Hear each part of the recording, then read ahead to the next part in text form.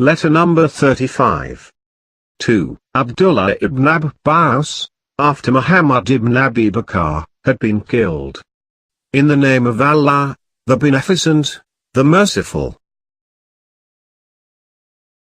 Now then, Egypt has been conquered and Muhammad ibn Abi Bakr, may Allah have mercy on him, has been martyred.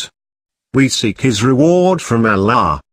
He was a son who was a well-wisher, a hard worker, a sharp sword and a bastion of defense.